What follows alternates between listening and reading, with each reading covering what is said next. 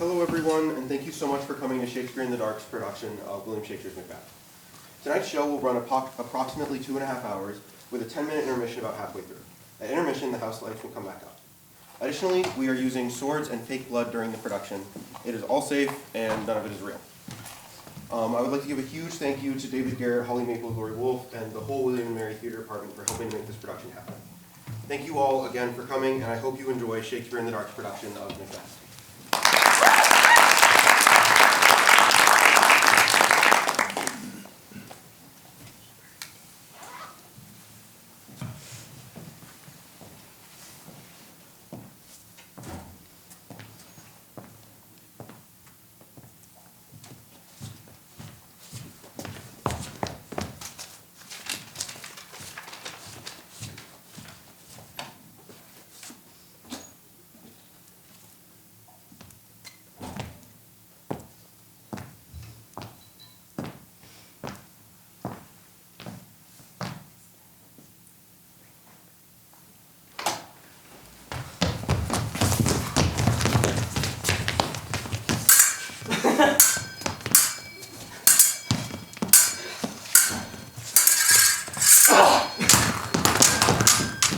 So foul and fair a day I have not seen. How far is called Thesaurus?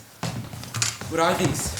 So withered and so wild in their attire, that look not like the inhabitants of the earth and yet aren't. Live you, or are you aught that man may question? You seem to understand me. Speak if you can. What are you? All hail Macbeth, hail to thee, Thane of Glamis. All hail Macbeth, hail to thee, Thane of Cawdor. All hail Macbeth, who shall be king hereafter. Good sir, why do you start and seem to fear things that do sound so fair? In the name of truth, are ye fantastical, or that indeed which outwardly ye show? My noble partner you greet with present grace and great prediction of noble having and of royal hope that he seems rapt withal. To me you speak not. If you can look into the seeds of time and say which grain will grow and which will not, speak then to me, who neither beg nor fear your favors nor your hate. Hail! Hail! Hail! Lesser than Macbeth, and greater. Not so happy, he had much happier. Thou shalt get kings, though thou be none. So all hail Macbeth and Banquo. Banquo and Macbeth, all hail. Tell me more. Speakers. By Sinel's death I know I'm Thane of Glamis, but how of Cawdor? Thane of Cawdor lives a prosperous man. And to be king stands not within the prospect of belief no more than to be Cawdor. Say from whence you owe this strange intelligence, or why, upon this blasted heath, you stop our way with such pathetic greeting. Speak, I charge you!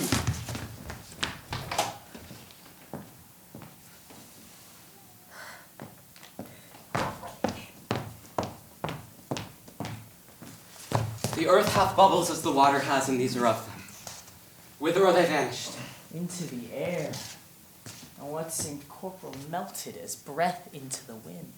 For such things here as we do speak about, have we eaten on the insane root that keeps the reason prisoner.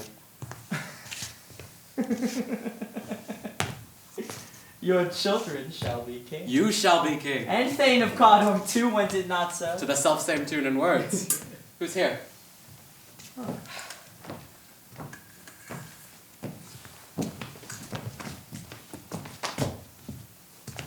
The king hath happily received, Macbeth, the news of thy success.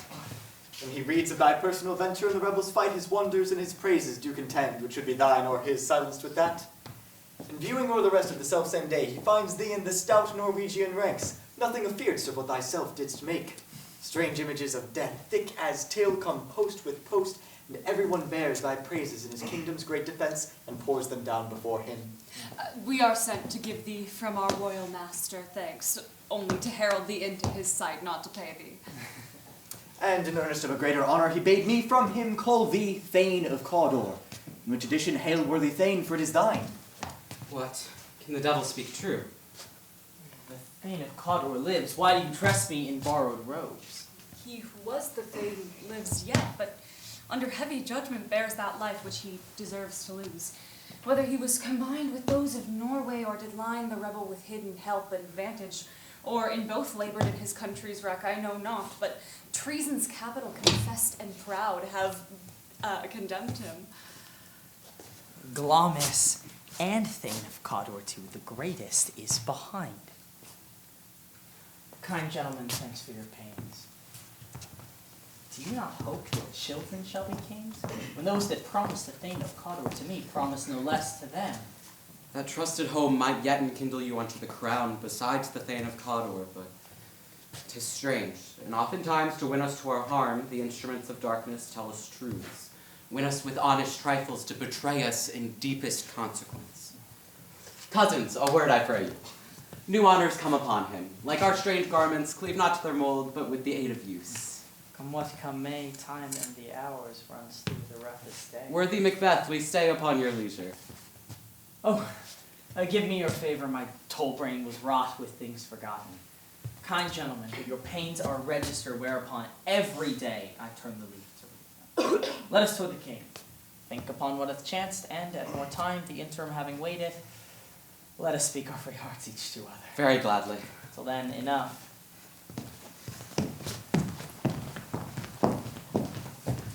This I have thought to deliver thee, my dearest partner of greatness, that thou might not lose out on the dues of rejoicing by being ignorant of what greatness is promised thee.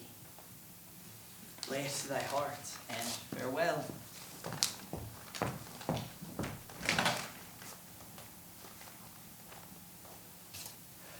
Two truths are told as happy prologue to the swelling act of the imperial theme. This supernatural soliciting cannot be ill. Cannot be good. If ill, why hath it given me earnest of success, commencing in a truth? I'm Thane of Cawdor. If good, why do I yield to that suggestion which doth unfix my hair and knock my seated heart against my ribs and the use of nature?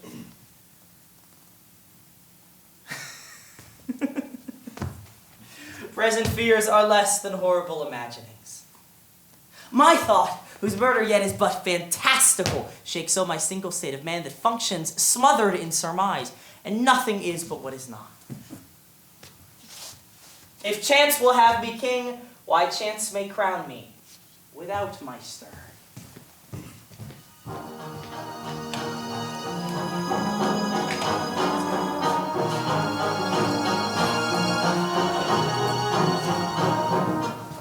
Is execution done on Cawdor? My Are others liege. in commission yet returned? My liege, they are not yet come back, but I have spoke with one who saw him die, who did report that very frankly he confessed his sins, implored your highness pardon, and set forth a deep repentance. Nothing in his life became him like the leaving it. He died as one that had been studied in his death, to throw away the dearest thing he owed, as 'twere a careless trifle. There's no art to find the mind's construction in the face. He was a man on whom I built an absolute trust. O worthiest cousin, the sin of my ingratitude even now is heavy on me. Thou art so far before that swiftest wing of recompense is slow to overtake thee. Wouldst thou hast less deserved, the proportion both of thanks and payment might have been mine. Only I have left to say, more is thy due than more than all can pay. The service and the loyalty I owe in doing it pays itself. Welcome hither. I have begun to plant thee, and will labor to make thee full of growing. Noble Banquo, that hast no less deserved or must be known no less to have done so. Let me enfold thee and hold thee to my heart. There if I grow, the harvest is your own. My plenteous joys, wanton in fullness, seek to hide themselves in drops of sorrow. Sons, kinsmen, thanes, and you whose places are nearest to know, we will establish our estate upon our eldest, Malcolm, whom we name hereafter the Prince of Cumberland, which honor must not unaccompanied invest him only, but signs of nobleness like stars shall shine on all deservers. From hence to Inverness, and bind us further to you. The rest is labor which is not used for you. I'll be myself the harbinger and make joyful the hearing of my wife with your approach. So humbly take my leave. My worthy Cawdor.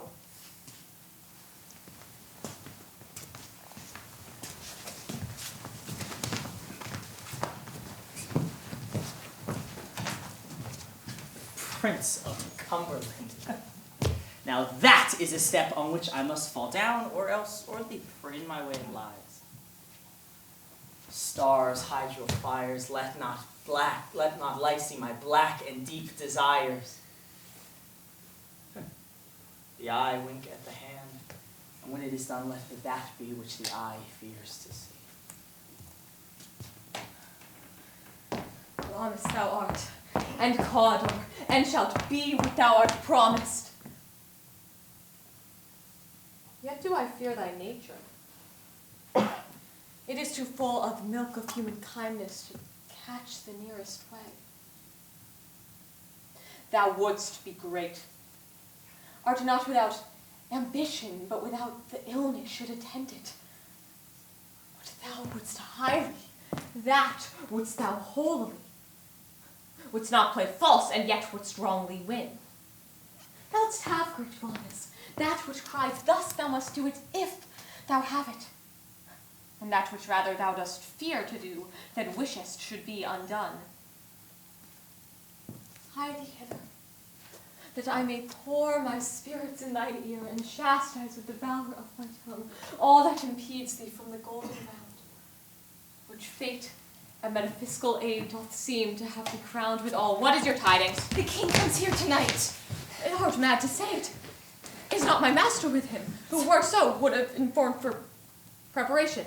So please you, it is true, our thane is coming. One of my fellows had the speed of him, who almost dead for breath had scarcely more wit than to leak up his mess and give him tending. He brings great news. The raven himself is hoarse that crooks the fatal entrance of Duncan under my battlements.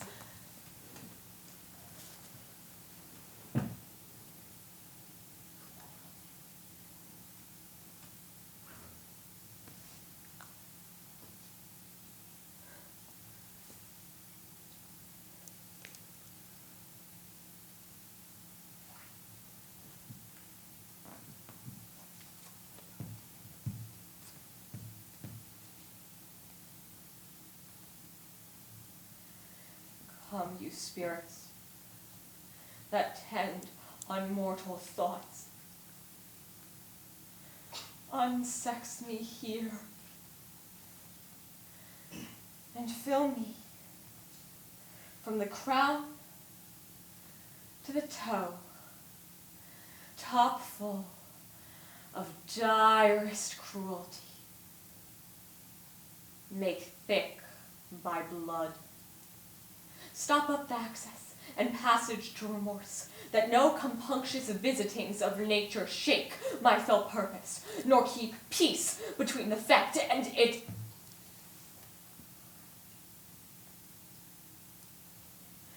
Come to my woman's breasts, and take my milk for gall, you murdering minsters.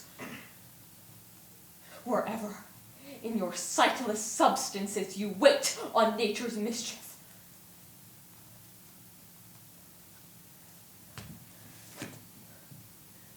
Come, thick night, and pall thee in the dunnest smoke of hell, that my keen knife see not the wound it makes, nor heaven peep through the blanket of the dark to cry, hold! Oh. Great Glamis, worthy Cawdor, greater than both by the all-hail hereafter.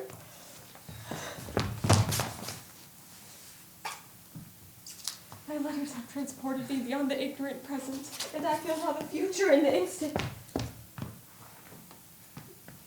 My dearest love,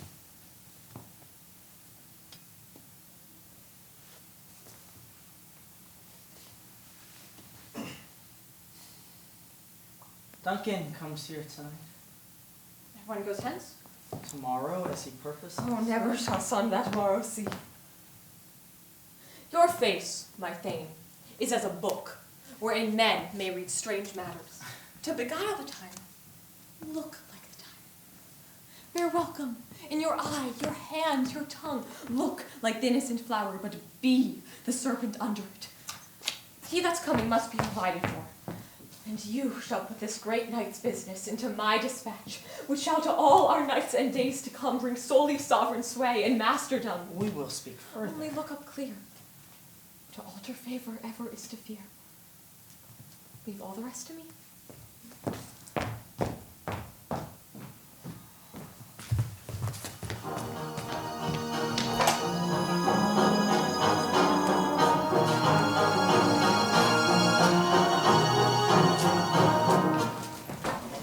This castle hath a pleasant seat.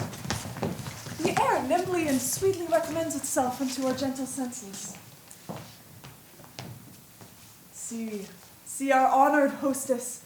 The love that follows us sometime is our trouble, which still we thank as love. Herein I teach you how you shall bid God yield us for your pains and thank us for your troubles. All our service in every point twice done, and then done double, were poor and single business to contend against those honors deep and broad wherewith your majesty loads our house. Where is the Thane of Cawdor? We coursed him at the heels, but he rides well, and his great love, sharp as a spur, hath helped him to his home before us. Fair and noble hostess, we are your guests tonight. Your servants ever have theirs themselves, and what is theirs in calm to make their audit at your highness' pleasure, still to return your own. Give me your hand. Conduct me to mine host, we love him highly, and shall continue our graces towards him.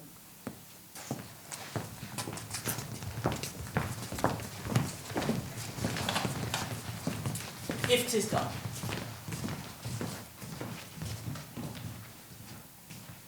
When 'tis done, then 'twere well it were done quickly.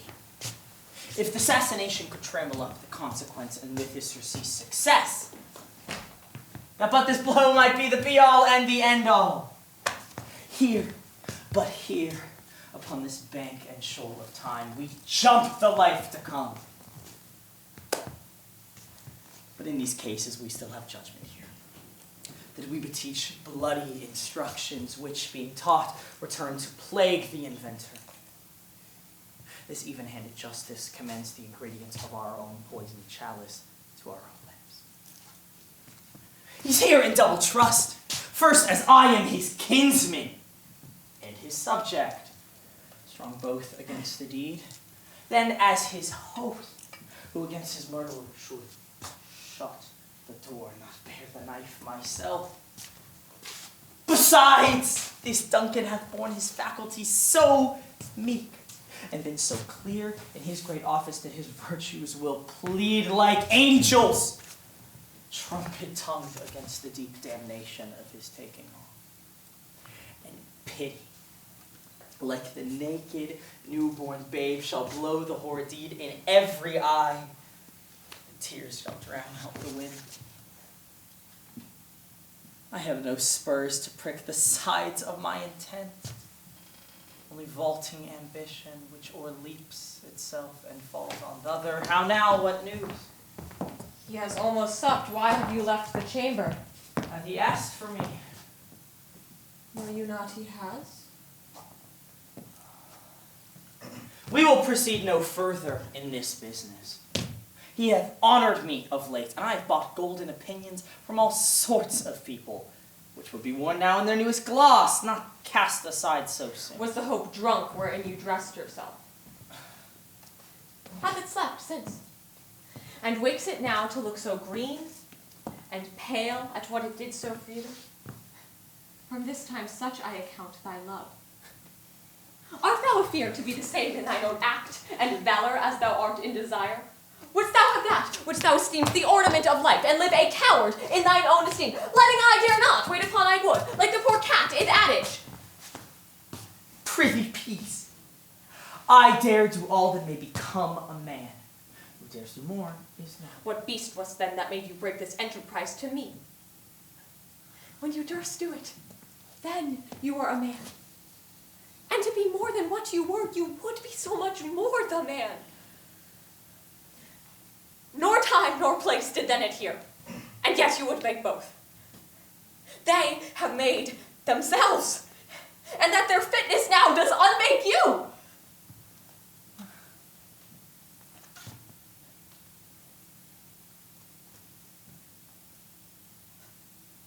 I've given suck, and know how tender 'tis to love the babe that milks me.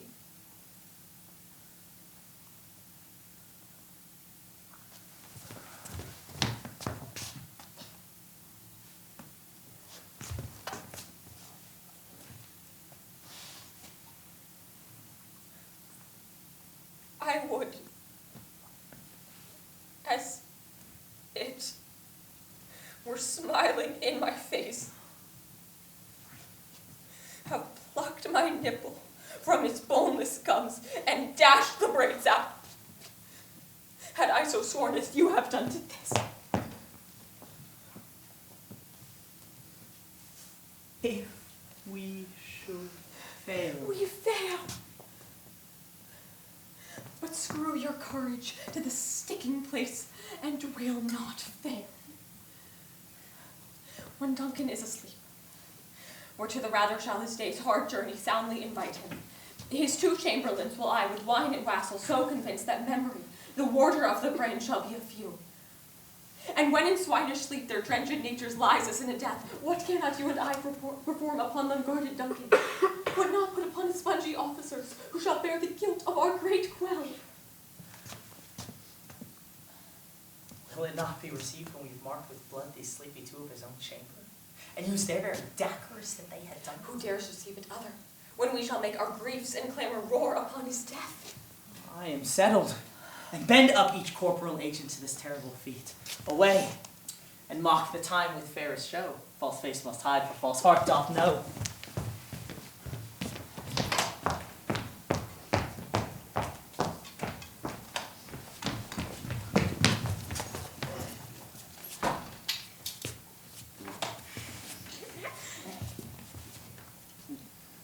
How goes the night, boy? The moon is down. I have not heard the cock. She goes down at 12. I take it 'tis later, sir. Hold. Take my sword. There's husbandry in heaven. The candles are all out. Take thee that too. A heavy summons lies like lead upon me, and yet I would not sleep. Merciful powers, restrain in me the cursed thoughts that nature gives way to in repose. Who's there? A friend. What, sir? Not yet at rest? The king's abed. He hath been an unusual pleasure, and sent forth great largesse to your office. This diamond he greets your wife withal by the name of most kind hostess. Being unprepared, our will became the servant to defect, which else should free have wrought. All's well. I dreamt last night of the 3 wayward sisters. To you they have shown some truth. I think not of them. But when we can entreat an hour to serve, we would spend it in some words upon that subject. If you would grant the time. At your kindest leisure. When 'tis, if you shall cleave to my consent, it shall make great honor for you. So I lose none in seeking to augment it, but still keep my bosom franchised and allegiance clear. I shall be counselled. Good repose the while. Thanks, sir. The like to you.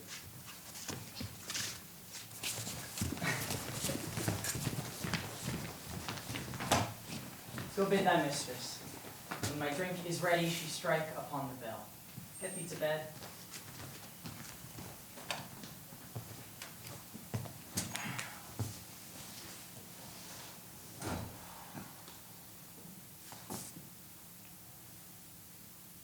Is this a dagger which I see before me? The handle toward my hand. Come, let me clutch thee. I have thee not, yet I see thee still. Art thou not fatal, vision, sensible to feeling as the sun? Or art thou but a dagger of the mind, a false creation proceeding from the heat-oppressed brain? I see thee yet, in form as palpable as this which I now draw. Thou marshallest me the way that I was going, and such an instrument I was to use. Mine eyes are made fools of the other senses, or else worth all the rest. I see thee still. It is the bloody business which informs thus to mine eyes. Now o'er the one half world wicked dreams abuse curtain sleep.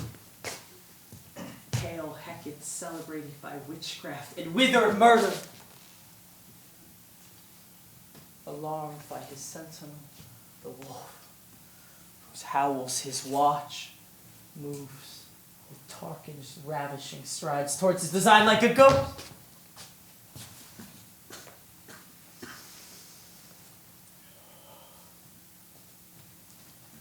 Hear not my steps, for which they may walk, thou sure and firm-set earth, for fear thy very stones may prate of my whereabouts, and take the present horror from the time that now suits him. Was I threat? He lives. Present horror takes too cold.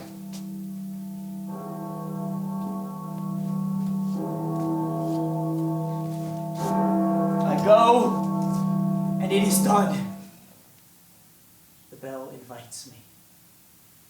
Hear it not, Duncan. For it is now that summons thee to heaven or to hell.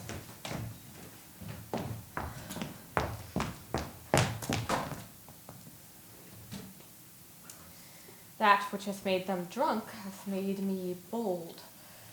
What hath quenched them hath given me fire. Harpies! It was the owl that shrieked, the fatal bellman which gives the sternest good night.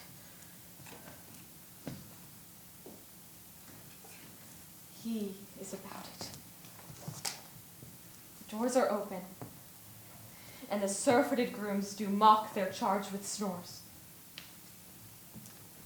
I have drugged their posets, that death and nature do contend about them whether they live or die. Who's there? What ho? Alack! I am afraid they have a wit, and 'tis not done. The tempt and not the deed confounds us. Hark!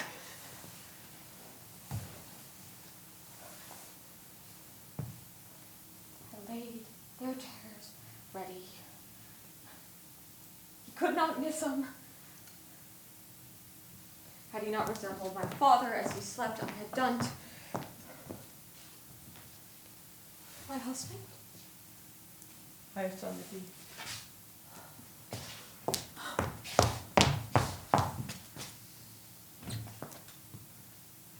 Didst thou not hear a noise?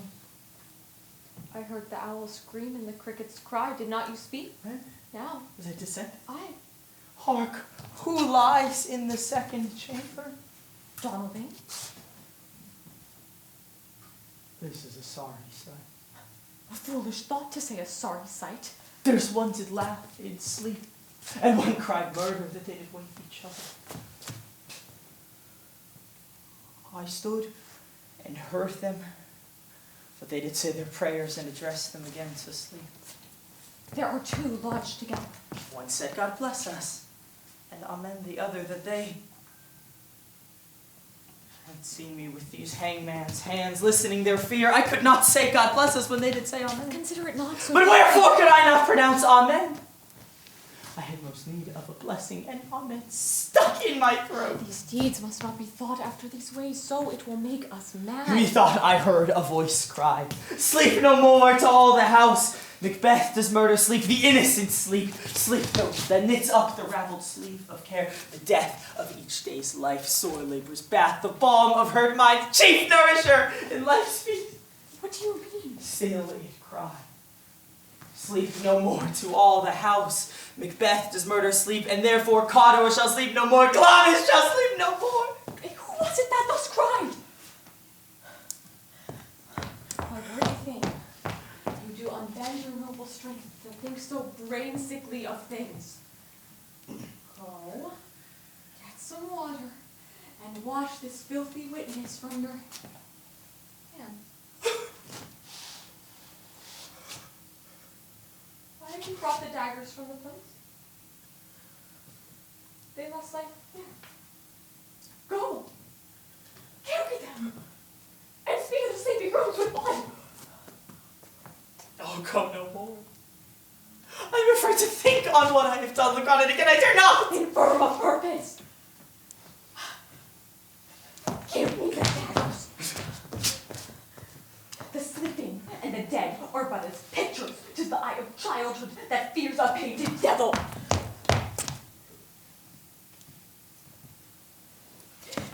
If he do bleed, I'll gild the faces of the grooms withal, for it must seem their guilt.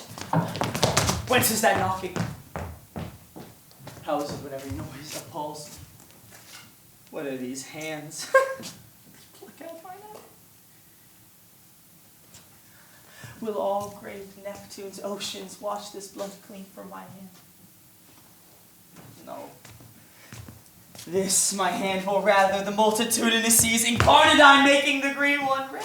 My hands are of your color, but I shame to wear a heart so white. I hear a knocking at the south entry. Retire we to our chambers. A little water clears us of this deed. How easy is it then your constancy hath left you unattended.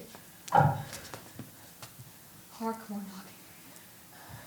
Get on your nightgown, lest occasion call us and show us to be watchers. Be not lost so sorely in your thoughts.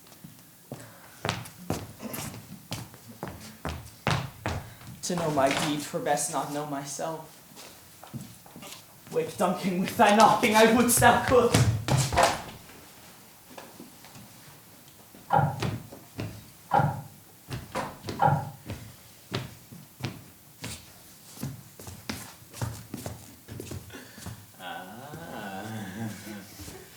Here's a knocking indeed. If a man were a porter of Hellgate, he should have old turning the key.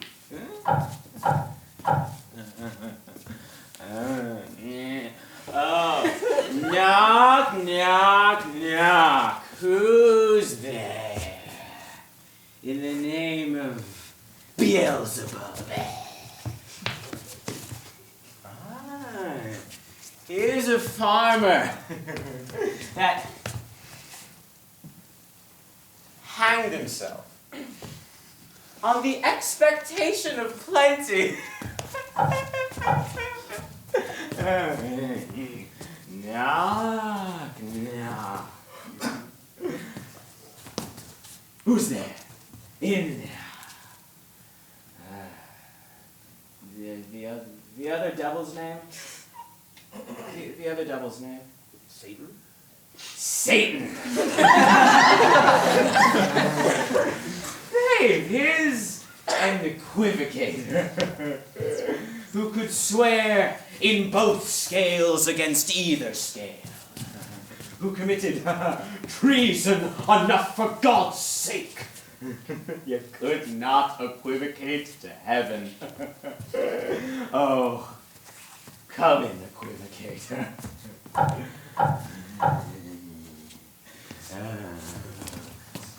Knock, knock. Who's there? Ah, Faith, here's an English tailor. Come in. For stealing out of a French hose. Come in, tailor, here you may roast your goose. Knock, knock, never at quiet.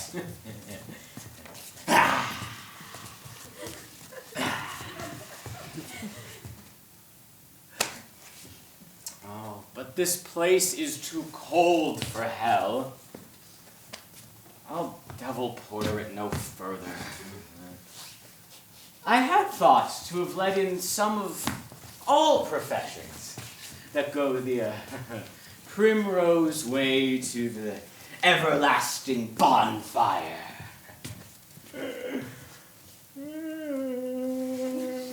None. None. I pray you. Remember the porter.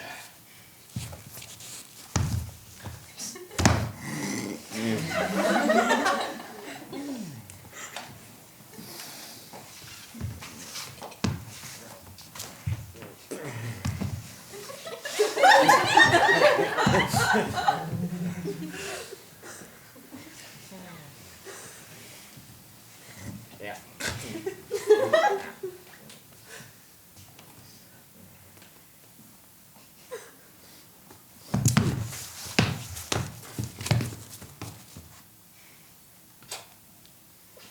Was it so late, friend, ere you went to bed that you do lie so late? Faith, sir, we were carousing till the second cock, and drink, sir, is a great provoker of three things.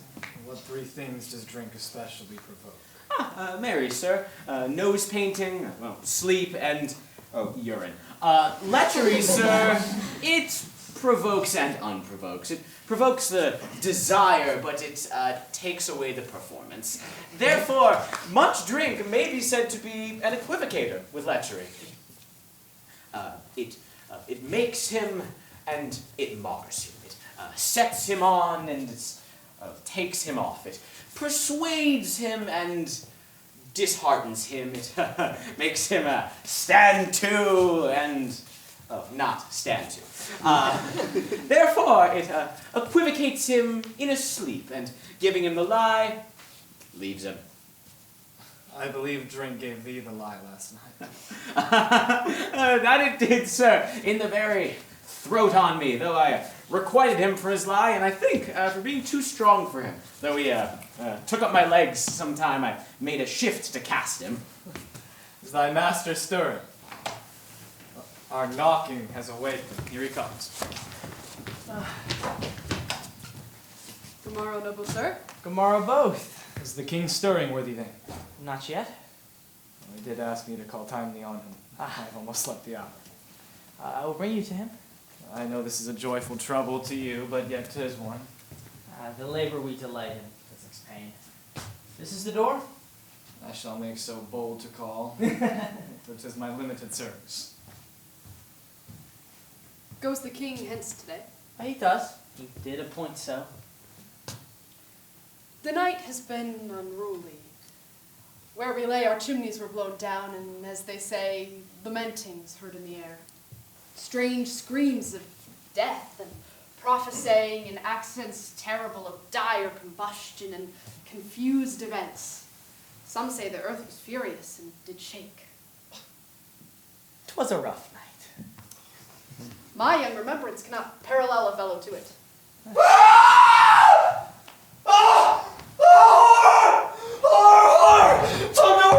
Cannot conceive nor name thee! What's the matter? Confusion now hath made his masterpiece. Most sacrilegious murder hath broke open the Lord's anointed temple and stole hence the life in the building. What is it you say, the life? Mean you his majesty? Approach the chamber and destroy your sight with the blue Gordon. Do not bid me speak, see, and then speak for yourselves. Awake! Awake, ring the alarm bell! Murder and treason! Banquo and Malcolm Donalbain! Awake! Awake! Shake off this downy sleep, death's counterfeit, and look on death itself! Up! Up and see the great doom's image! Ring the bell! Business! That such a hideous trumpet calls to parley the sleepers of the house. Speak! Speak! Gentle lady, it is not for you to hear what I have to speak. The repetition in a woman's ear would murder as it fell. Banquo! Banquo! Our royal master's murdered. Oh, alas! What, in our house? Too cruel anywhere. Dear Doff, I prithee contradict thyself and say it is not so. Had I but died an hour before this chance, I had but lived a blessed life. What do you miss? You are, and do not know it. The head, the source, the very fountain of your blood is stopped. The very source of it is stopped. Your royal father's murdered. Oh. By whom? Those of his chamber, as it seemed, had done it. Their hands and faces were all badged with blood, and so were their daggers, which, unwiped, we found upon their pillows. They stared and were distracted. No man's life was to be trusted with them. Oh, yet I do repent me that I did kill them. Wherefore did you so? Who can be wise, amazed, temperate and furious, loyal and neutral in a moment? No man. The violent expedition of my love outran the pause of reason. Here lay Duncan, his silver skin laced with golden blood. The gashes of stabs looked like a breach in nature for ruin's wasteful entrance. And there, the murderers steeped in the colors of their trade, their daggers unmannerly breached with gore. Who could refrain that had courage to make love known? Oh, help me, Hanso! Look at the lady. Why do we hold our sorrow when most may claim this argument for ours? What should be spoken here, where our fate hidden in auger hole may rush and seize us? Let's away, our tears are not yet brewed. Nor our strong sorrow set upon the foot of motion. Look to the lady, and when we have our naked frailties here that suffer in exposure, let us meet and question this most bloody piece of work to know it further. Fears and scruples shake us. In the great hand of God I stand, and thence, against the undivulged pretense, I fight of treasonous malice. And so do I. So all. Let us briefly put on manly readiness and meet in the hall together. Well contented.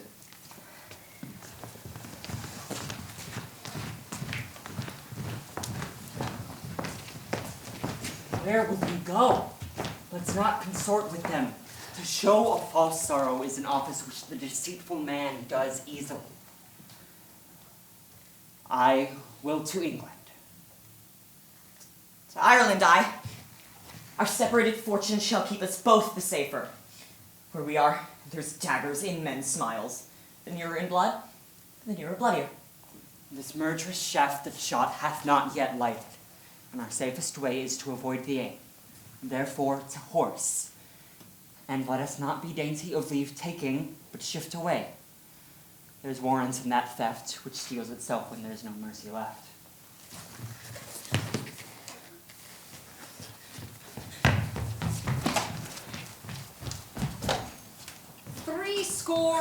70 I can remember well, within the volume of which time I have seen hours dreadful and things strange. But this sore night hath trifled former knowings. Good father, thou seest the heavens is troubled with man's act, threatens his bloody stage, by the clock 'tis day, and yet dark night strangles the travelling lamp. Is dark's predominance or day's shame that darkness does the face of earth entomb and living light should kiss it? 'Tis unnatural, much like the very deed that's done. On Tuesday last, a falcon, towering in her pride of place, was by a mousing owl hawked at and killed. And Duncan's horses, a thing most strange and certain, beauteous and swift, the minions of their race, turned wild against nature, broke their stalls, flung out, contending against obedience as they would make war with mankind. 'Tis said they eat each other. It is so, to the amazement of mine eyes that looked upon it. Here comes the good Macduff. How goes the good world now, sir? Why see you not? Is to known who did this more than bloody deed? Those that Macbeth hath slain. Oh, alas, the day. What good could they pretend? They were suborned. Malcolm and Donalbain, the king's two sons, are stolen away and fled, which puts upon them suspicion of the deed. Against nature still.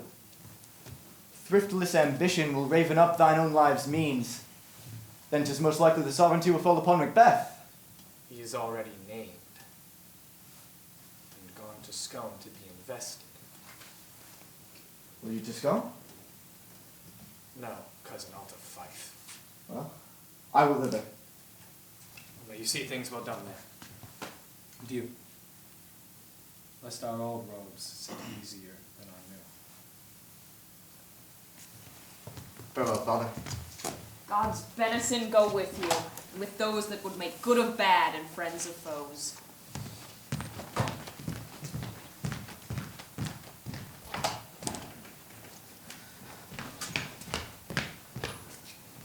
Thou hast it now, King, Cador, Glamis. All is the weird women promised, and I fear thou playest most foully for it. Yet it was said it should not stand in thy posterity, but that myself should be the root and father of many kings. There come truth from them, as upon thee, Macbeth, their speeches shine. Why, by the verities on thee made good, may they not be my oracles as well, and set me up in hope. But hush, no more.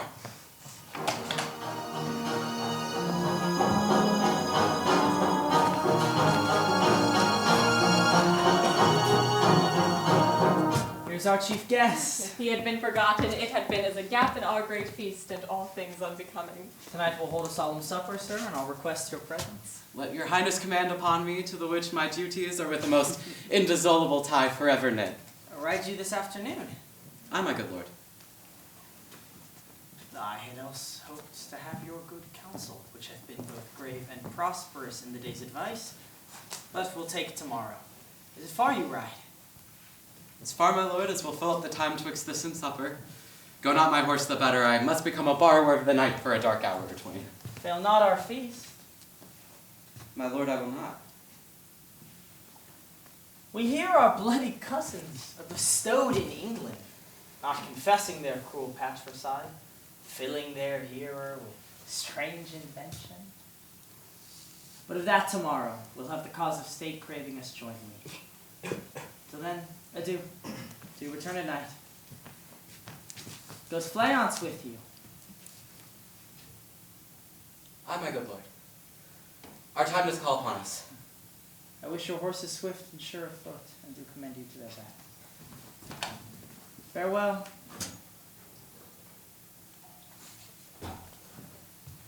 Let every man be the master of his time till 7 at night, to make society the sweeter welcome. As for us, we will keep till supper time alone. So then, God be with you. Sirois, a word. Attend to those men our pleasure. They are, my lord, without the palace gate. Bring them before us.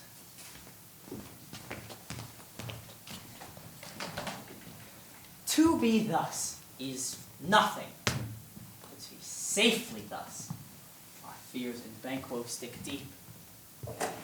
He has that in his royalty of nature which reigns that which would be feared, 'tis much he dares. In his wisdom he hath, in his valor, which acts him to safety. There is none but he whose being I do fear. And under him my genius is rebuked, as it is said Mark Antony's was by Caesar. He chid the sisters when they first put the name of king upon me and bade them speak to him. And then prophet-like, they hailed him father to a line of kings. Upon my head they have placed a fruitless crown, and in my hand a barren scepter, thence to be wrenched by an unlineal hand. No son of mine succeeded.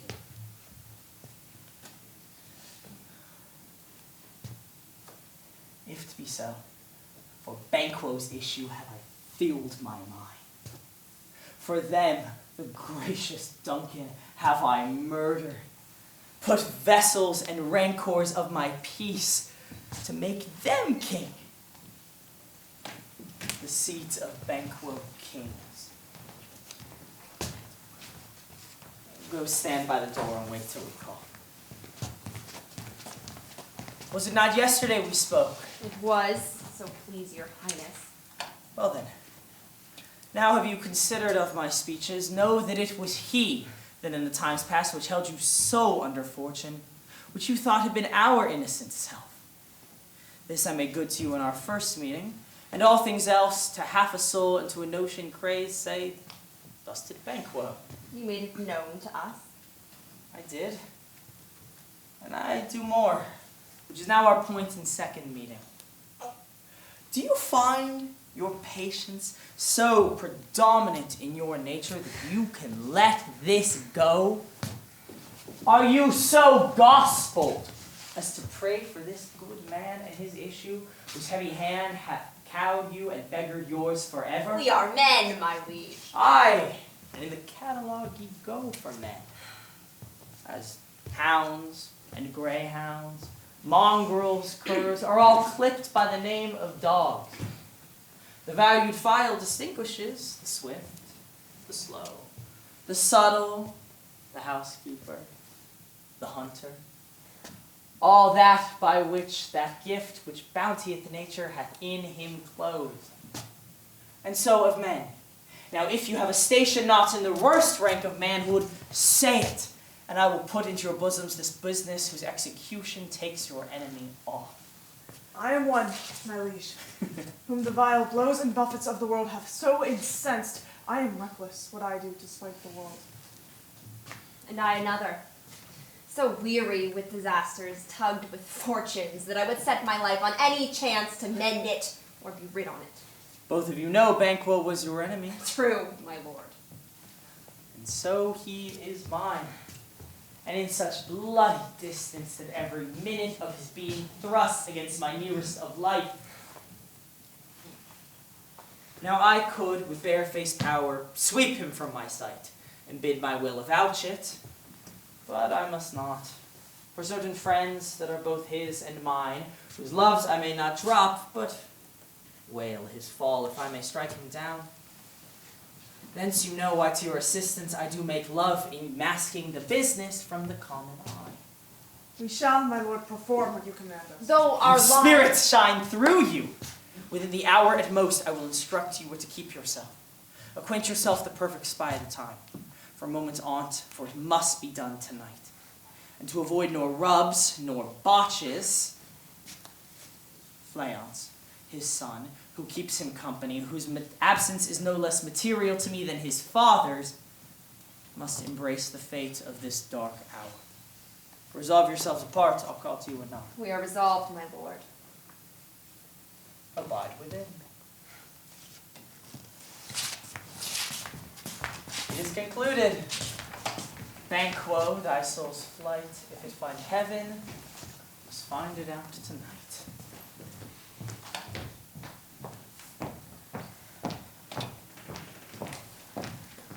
Is Banquo gone from court? Aye, madam, but returns again tonight. Say to the king I would attend his leisure for a few words. Madam, I will.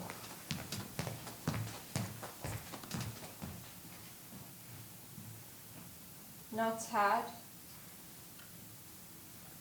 All spent. For our desire is got without content.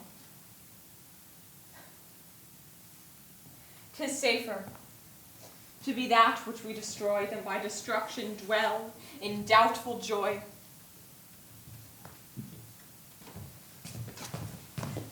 No, my lord. Why do you keep alone? Of sorriest fancies your companions making, using those thoughts which should indeed have died with them they think on. Things without all remedy should be without regard. What's done is done. We have scorched the snake, not killed it. She'll close and be herself, whilst our poor malice remains in danger of her former tooth. But let the frame of things disjoint, both the world suffer. Now ere we will eat our meals in fear and sleep in the affliction of these terrible dreams that shake us nightly. Better be with the dead, whom we to gain our peace have sent to their peace, than on to the torture of the mind to lie in restless ecstasy.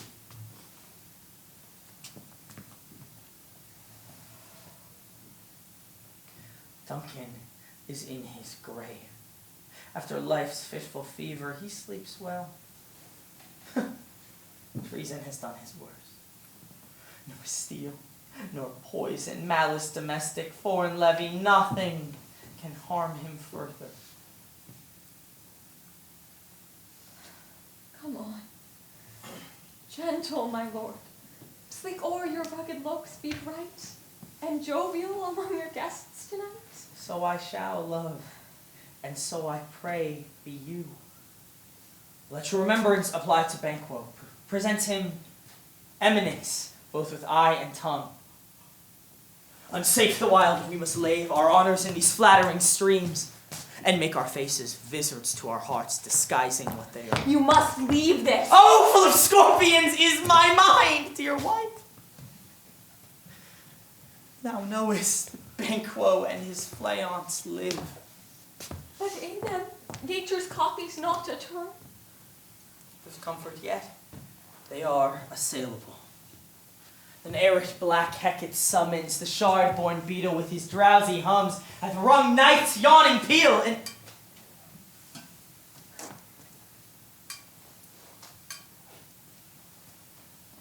there shall be done a deed of dreadful now. What's to be done? Be innocent of that knowledge, dearest Chuck, till thou applaud the deed.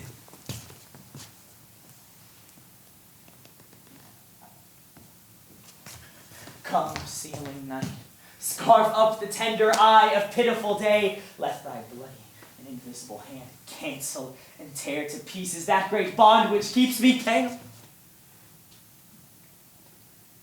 Light thickens.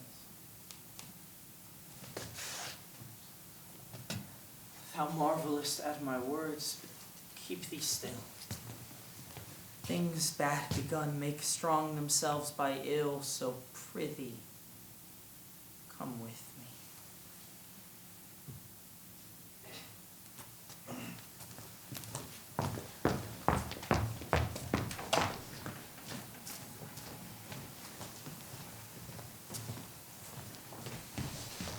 But who did bid thee join with us? Macbeth, he needs not our mistrust, since he delivers our offices and what we have to do to the direction just.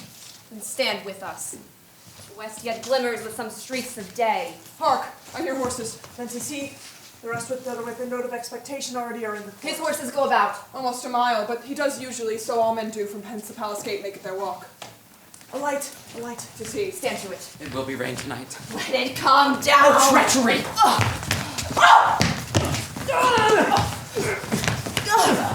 Fly, good flayhounds, fly, fly, fly! Thou mayst revenge, oh knave!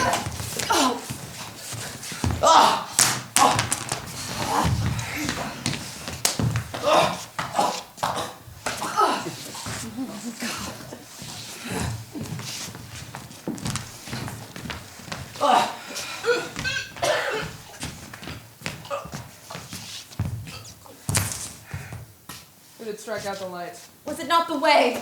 There's but one down. The sun is fled. We have lost best half of our affair. Well, let's away and say how much is done.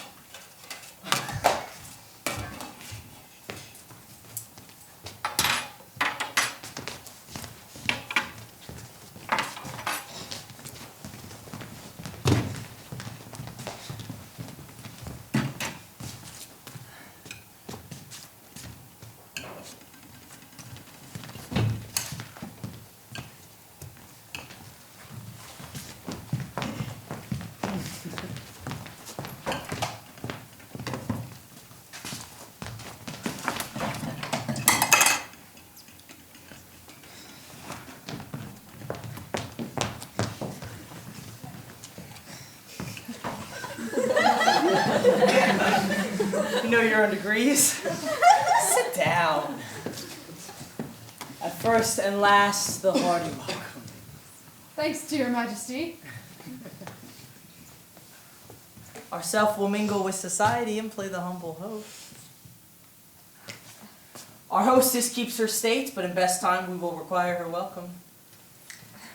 Pronounce it for me, sir, to all our friends, for my heart speaks. They are welcome. See, they encounter thee with their heart's thanks. Both sides are even. Here, I'll sit in the midst.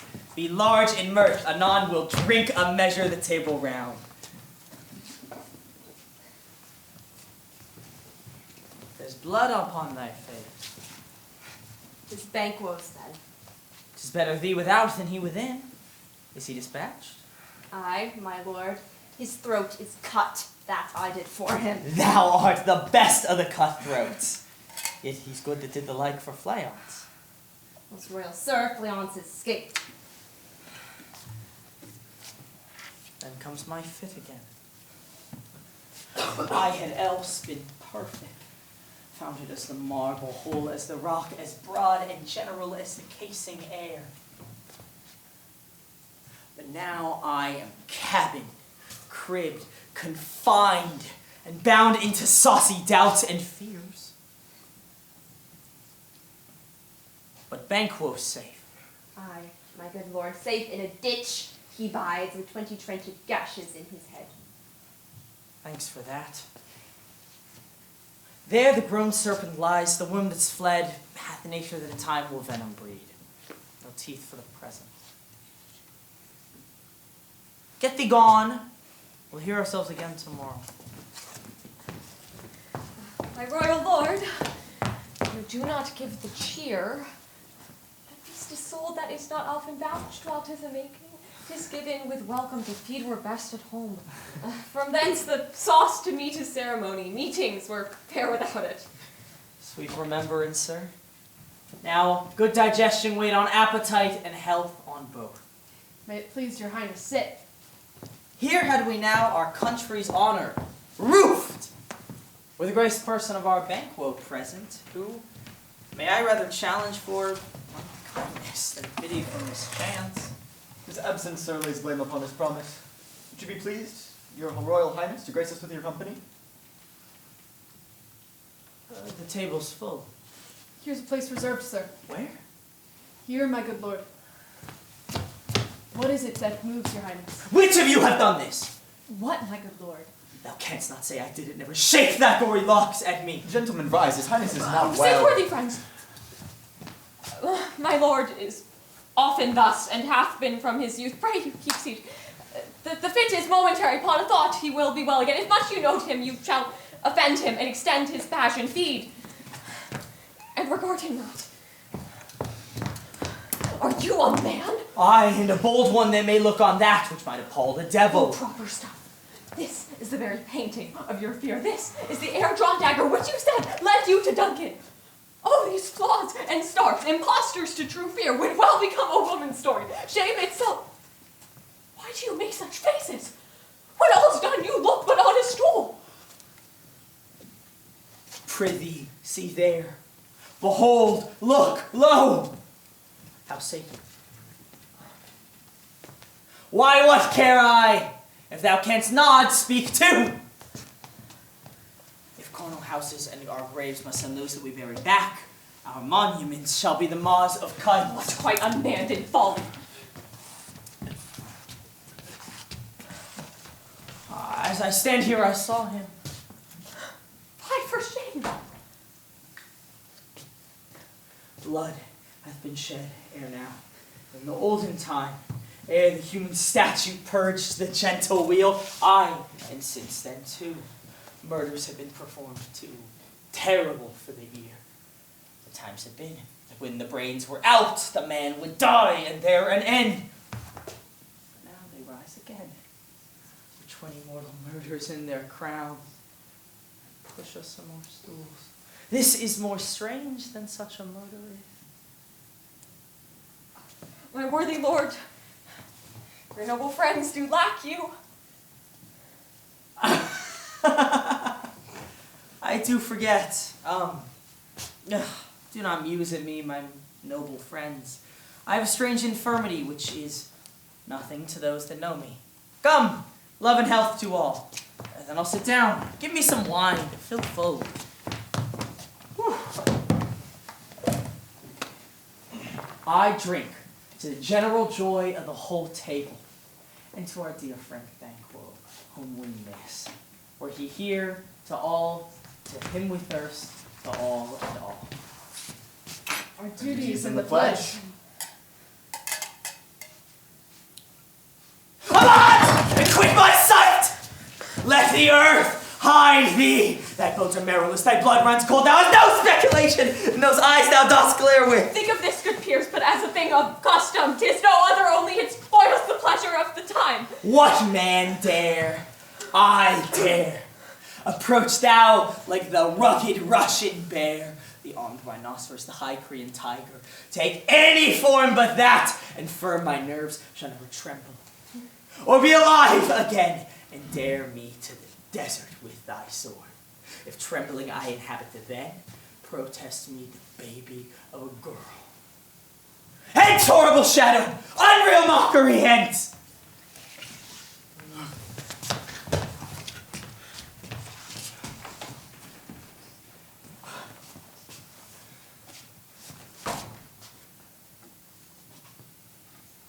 Why so? Being gone, I am a man again. Pray you sit still. You have displaced them, or broke the good meeting with most admired disorder. Ah, can such things be? When out comes us like a summer's cloud without our special wonder. You make me strange, even to the disposition that I owe. When now I think you can behold such things and keep the natural ruby of your cheeks when mine is blenched with fear. What sights, my lord? I pray you speak not. He grows worse and worse. Question enrages him. At once, good night. Stand not upon the order if you're going, but go at once. Good night, and better health attend His Majesty. A kind good night, Topher.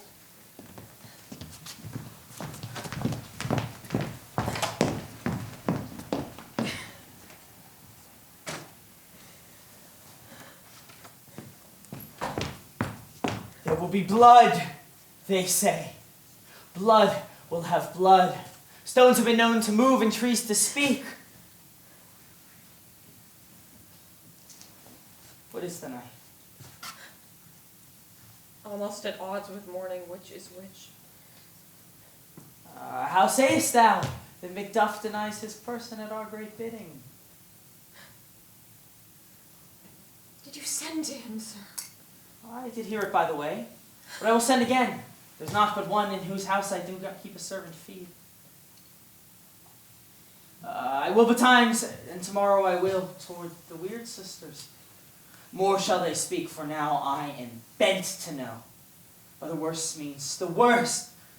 For mine own good all causes shall give way. I am in blood, steeped in so far that should I wade no more returning were as tedious as gold.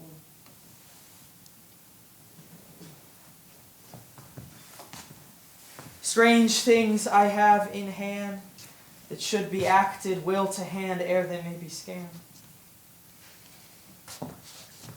You lack the season of all nature's sleep. Come, we'll to bed.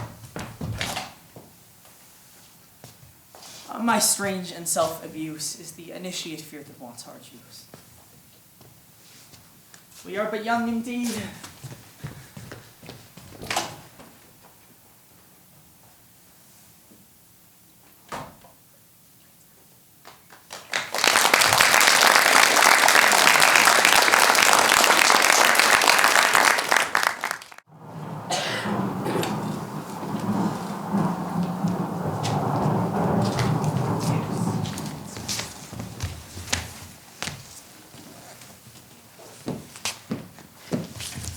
Why, how now, Hecate?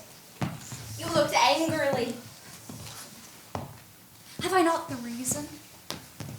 Beldams, as you are. Saucy and overbold. How did you dare to traffic with Macbeth in riddles and affairs of death? And I, the mistress of your charms, the close contriver of all harms, was not called upon to bear my part, to show the glory of our art. And what is worse, what you have done hath been but for a wayward son, spiteful and wrathful, who as others do loves for his own ends, not for you. But make amends now, and get you gone, and at the pit of Acheron meet me in the morning. Thither he will come to know his destiny. Your vessels and your spells provide. your charms, and everything beside. Great business must be wrought ere noon. Upon the corner of the moon there hangs a vaporous drop profound.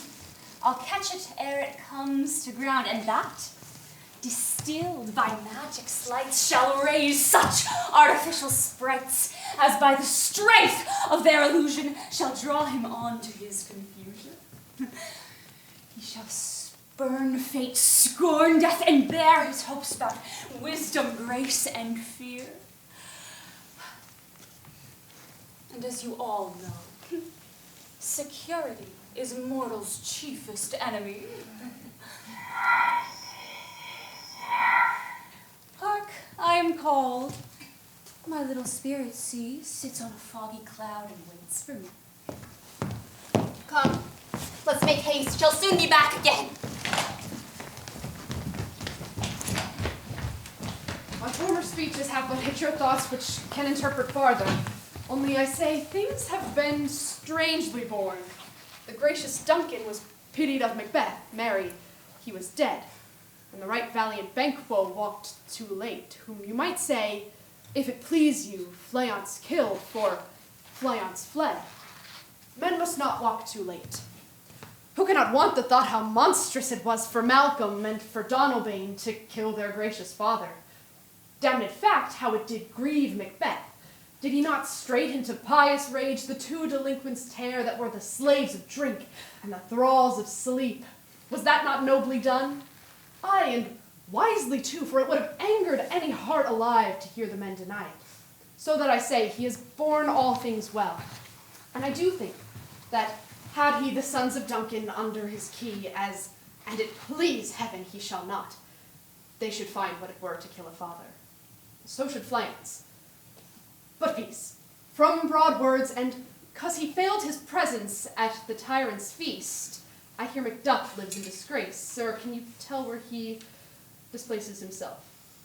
The sons of Duncan, from whom this tyrant holds the due of birth, lives in the English court, and is received of the most pious Edward, with such grace that the malevolence of fortune nothing takes from his high respect. Thither Macduff is gone, to pray the holy king upon his aid, to wake Northumberland, and a warlike Siward, that by the help of these, with him above, to ratify the work, we may again give to our tables meat, sleep to our nights, free from our feasts and banquets, bloody knives, do faithful homage, and receive free honors, all which we pine for now. And this report hath so exasperate their king, that he prepares for some attempt of war. Sent he to Macduff? He did. And with an absolute, sir, not I, cloudy messenger turns me his back and hums, as who should say, you'll rue the time that clogs me with this answer. And that well might advise him to a caution, to hold what distance his wisdom can provide. Some holy angel fly to the court of England and unfold his message ere he come. The swift blessing may soon return to this our suffering country under a hand accursed. I'll send my prayers with him.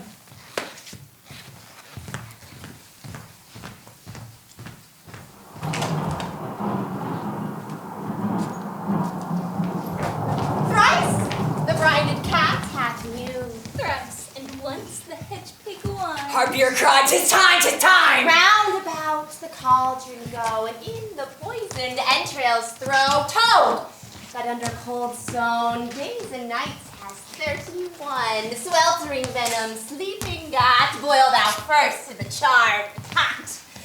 Double, double, toil and trouble, fire burn and cauldron bubble. Fillet of a fenny snake, in the cauldron boil and bake. Eye of newt and toe of frog, wool of bat and tongue of dog, adder's fork and blindworm sting, lizard's leg and hound's wing. For a charm of powerful trouble, let the hell broth boil and bubble. Double, double, toil and trouble, fire burn and cauldron bubble. Scale of dragon, tooth of wolf, witch's mummy, maw and gulp, of a raven salt sea shark, root of hemlock digged out of the dark, finger of a birth strangled babe, ditch delivered by a drab, make the gruel thick in slab, add thereto a tiger's chaudron for the ingredients of our cauldron. Double, double, toil and trouble, fire burn and cauldron bubble. Cool it with a baboon's blood, then the charm is firm and good.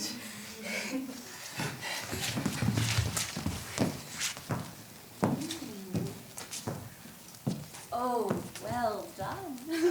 I commend your pains, and everyone shall share in the gains now. About the cauldron sing like elves and fairies in a ring, enchanting all that you put in. By the pricking of my thumbs, something wicked this way comes. Open locks, whoever knocks.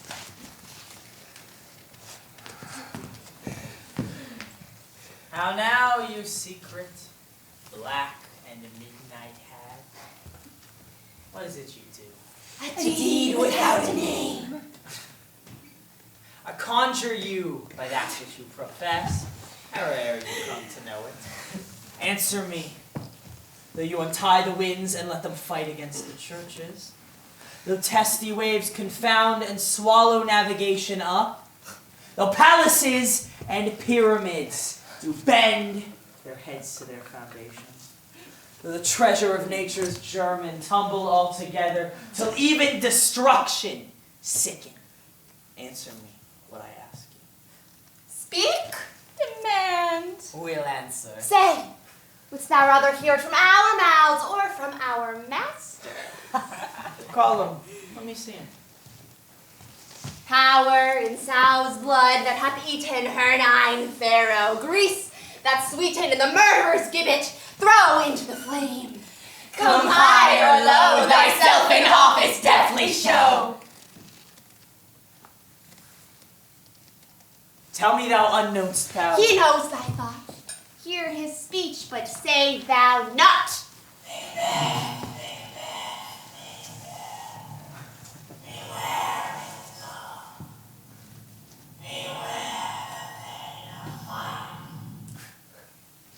Whate'er thou may be for thy good caution, thanks. Thou hast harped my fear aright. But one word more. He'll not be commanded. Here's another, more potent than the first.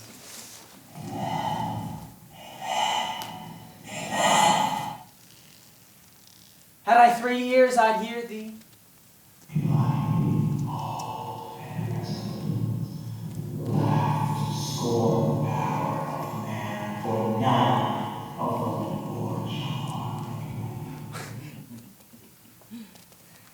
Then live, Macduff. What need do I fear of thee? But I will make assurance, double sure, and take a bond of fate. Thou shalt not live, that I may tell pale-hearted fear it lies, and sleep in spite of thunder. What is this? That rises like the issue of a king, and upon his baby brow wears the crown and top of sovereignty? Listen, but speak not to it. Eli and proud and take no care. No chains who frets for where conspirers are, Macbeth shall never vanquish thee. Until great burning woods high thus in a hill shall come up against him. That will never be. Who can impress a wood, bid a tree to unfix his earthbound root? Sweet Bodeman's good! Rebellious dead rise never to wood of Burnham rise.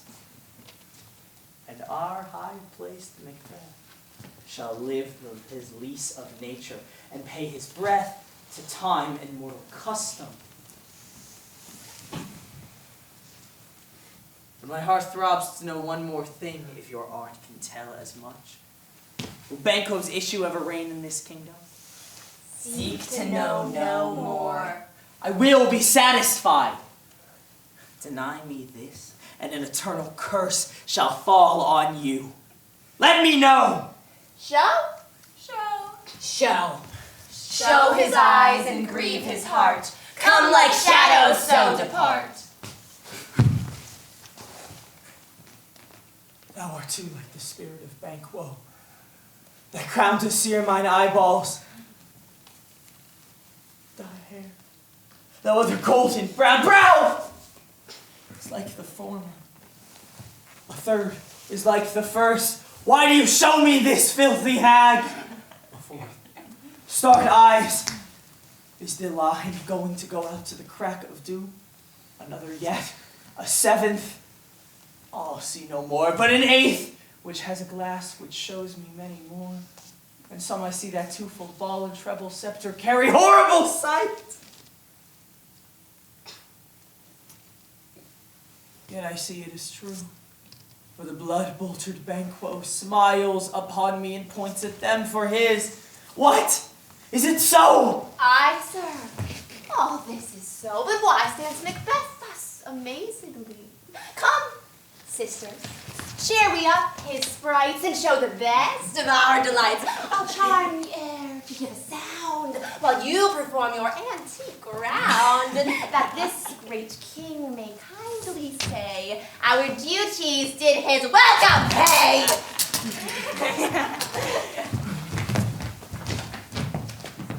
What now? Are they gone?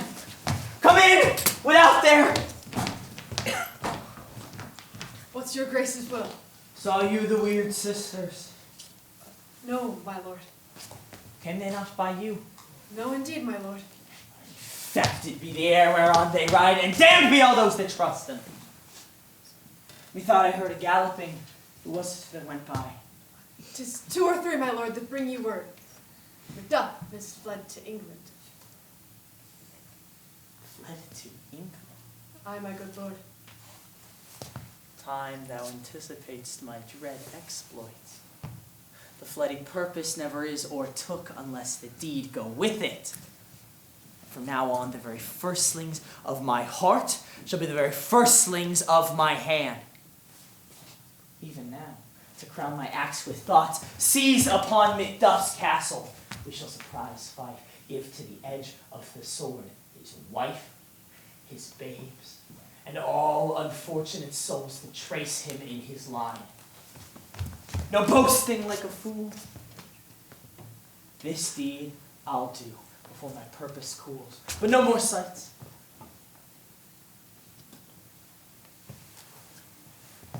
Where are these gentlemen? Bring me to them.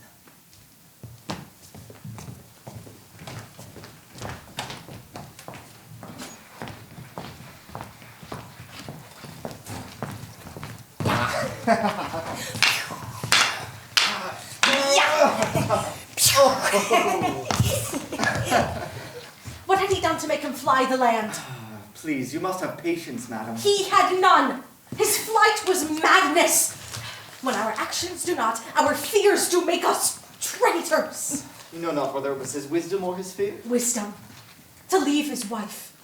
To leave his babes. His mansion and his titles in a place from whence himself does fly. He loves us not. He wants the natural touch. For the poor wren, the most diminutive of birds, will fight her young ones in her nest against the owl. All is the fear, and nothing is the love. As little is the wisdom when the flight so runs against all reason. My dearest cuz, I pray you school yourself. For your husband, he's noble, wise, judicious, knows best the fits of the season.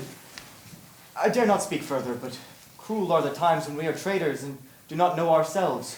When we run rumor from what we fear, yet know not what we fear, and float on a wild and violent sea each way and move. I must take my leave at once. Things at the worst will cease, or else climb upwards to what they were before. My pretty cousin, blessings upon you. Fathered he is, and yet he's fatherless.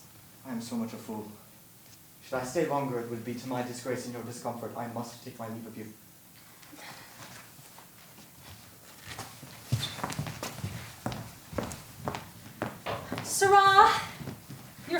dead. And what will you do now? How will you live? As birds do, mother. What, with worms and flies? What they get, they mean. And so do I. Poor bird. Thou'st never fear the net nor line, the pitfall nor the gin.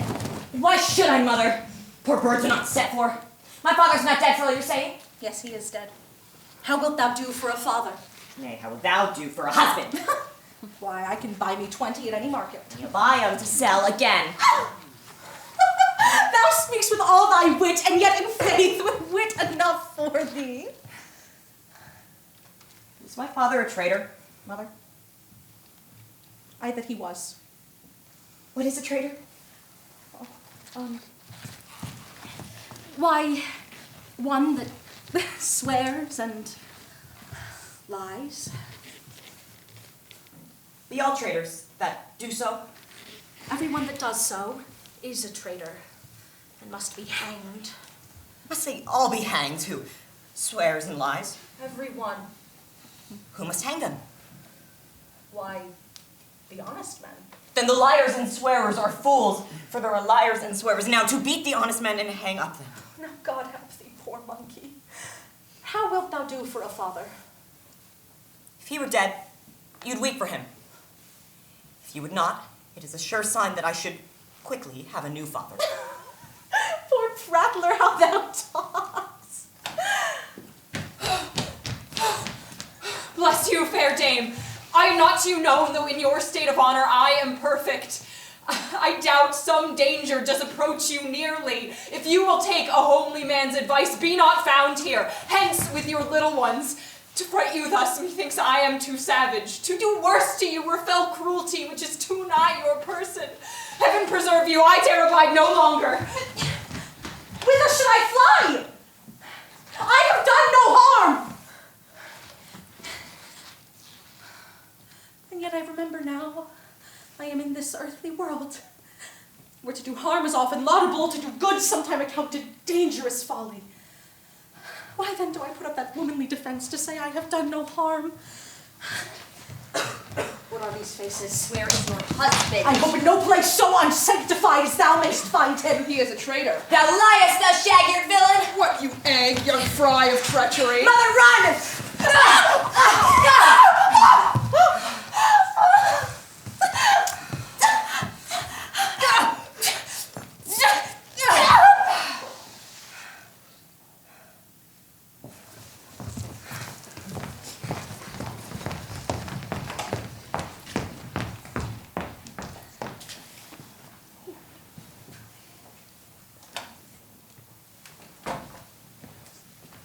What I believe I'll wail, and what no believe, and what I can redress as I shall find the time to, friend, I will. This tyrant, whose sole name blisters our tongue, was once thought honest. You have loved him well. He hath not touched you yet. I am young, but something you may discern from him, for enemy is wisdom to offer up a weak, poor, innocent lamb to appease an angry god. I am not treacherous. But Macbeth is. A good and virtuous nature may recoil in an imperial charge. I shall crave your pardon. That's what you are, my thoughts cannot transpose. Angels are bright still, though the brightest fell. I have lost my hopes. Perchance even there where I find my doubts. Why in that rawness left you wife and child? Those precious motives, those strong knots of love. Without leave-taking, I pray you, let not my jealousies be your dishonors, but mine own safeties. You may be rightly just whatever I shall think. Bleed. Bleed, poor country. The great tyranny, lay thou thy bases sure. For goodness dare not check thee. Fare thee well. I would not be the villain that thou thinkst for the whole space that's in the tyrant's grasp, and the rich east to boot. Be not offended, I speak not as an absolute fear of you. I think our country sinks beneath the yoke. It weeps, it bleeds, and each day a new gash is added to her wounds. I think withal there would be hands uplifted in my right, but when I shall march upon the tyrant's head, or wear it on my sword, my country shall have more vices than it had before. By him that shall succeed. What should he be? It is myself, I mean, in whom the particulars of vice be so grafted that when opened, black Macbeth will seem as pure as snow, and the poor state esteem him as a lamb compared with my confined times. Not in the legions of horrid hell can come a devil more damned in evils to top Macbeth. I grant him bloody, luxurious, avaricious, false, deceitful, sudden, malicious. But there is no bottom, none in my voluptuousness. Your wives, your daughters, your matrons, your maids, none of them can satisfy the cistern of my lust and my desire. All continent impediments would overbear that did oppose my rule. Better Macbeth than such a one to reign.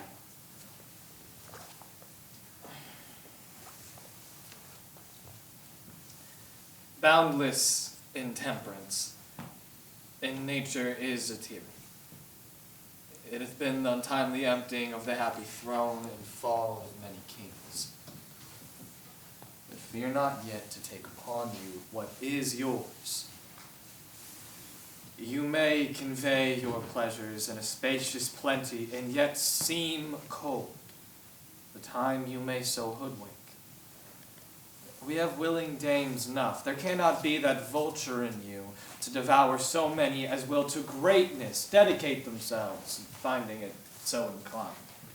With this there grows in my most ill-composed affections such a staunchness avarice that, were I crowned, I should desire the jewels of nobles, cut them off from their lands and this other's house. And my more having would serve the sauce to make me hunger for more, that I should forge quarrels unjust against the good and loyal, destroying them for wealth. This avarice sticks deeper, grows with more pernicious root than summer seeming lust. And it hath been the sword of our slain kings. But fear not. Scotland hath fill of your mere own. All these are portable with other races' weight. The king becoming graces are justice, verity, temperament, stableness, devotion, patience, courage, fortitude. I take no pleasure in these, but abound in the division of each several crime, axing it in many ways. Scotland, Scotland! If such a one be fit to govern, speak, for I am as I have spoken. Fit to govern? No, not to live. Oh, nation miserable, with an untitled tyrant, bloody scepter, when shalt thou see thy wholesome days again? Since that the truest issue of thy throne by his own interdiction stands accused and does blaspheme his breed. Thy royal father was most saint king. Yet the queen that bore thee, oftener upon her knees than on her feet, died every day she lived.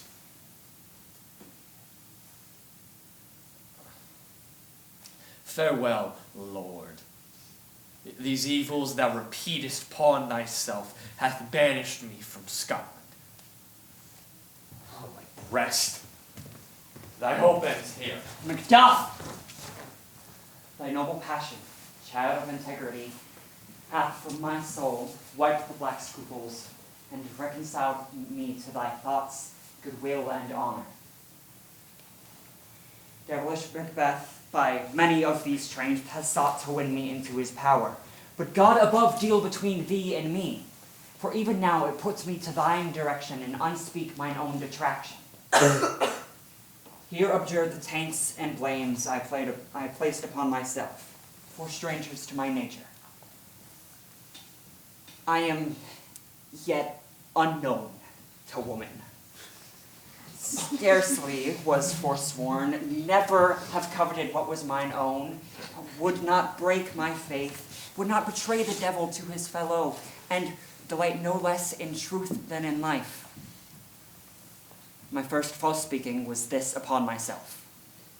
What I am truly is thine and my country's to command. Why are you silent?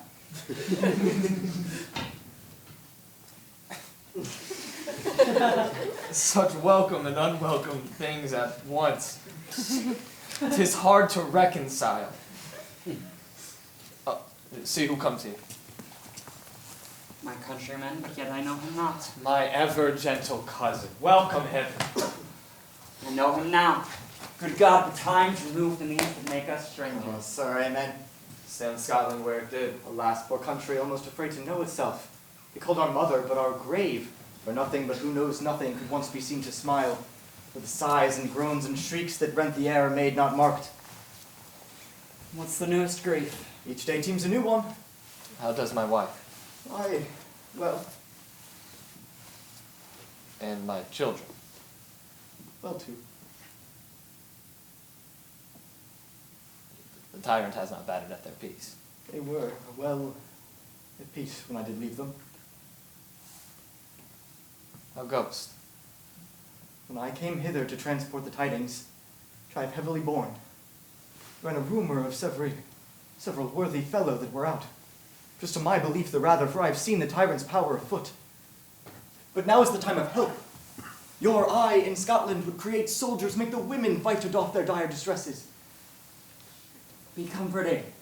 We are coming hither. Gracious England hath granted us good Siward and 10,000 men, an older and better soldier none than Christendom gives out. Would I could answer your comfort with the like. But I have words that would be howled into desert air so that no hearing could latch them. What concern they? The general cause? No mind that's honest, but in it bears some woe. Though the main part pertains to you alone.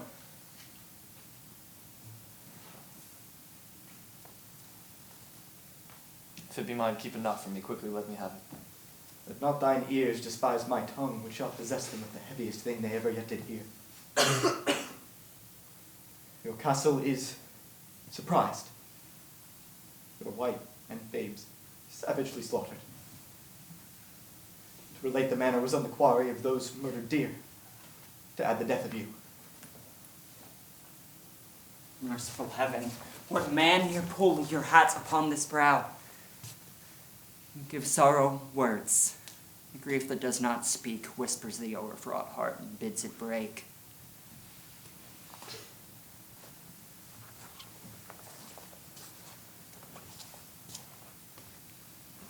My children, too. Wife, children, servants, all that could be found. And I must be from hence by my wife killed, too. I have said.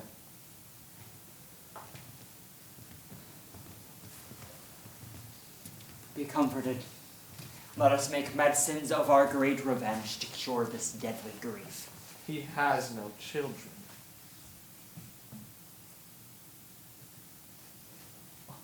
All my pretty ones, did you say all? Oh,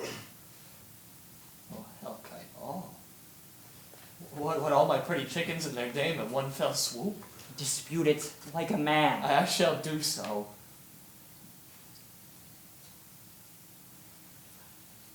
But I must also feel it as man.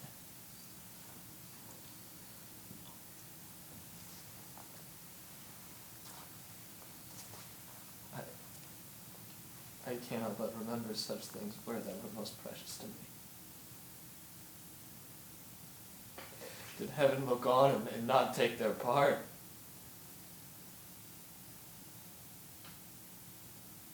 Sinful Macduff, it was all for thee. Not that I am. Not for their own demerits, but for mine fell slaughter on their souls. Heaven rest them now. Be this the whetstone of your sword. Let grief convert to anger, blunt not the heart, enrage it. Oh, I can play the woman with mine eyes, and the braggart with my tongue. But cut short all intermission front to front. Bring down this fiend of Scotland, and within my sword's length set him. If he escape, heaven forgive him too. The time goes manly. Come, go we to the king. Our power is ready, and our lack is nothing but our leave. Macbeth is ripe for the shaking. The heavens above put the power into their instruments. Receive what cheer you may. The night is long, it never finds the day.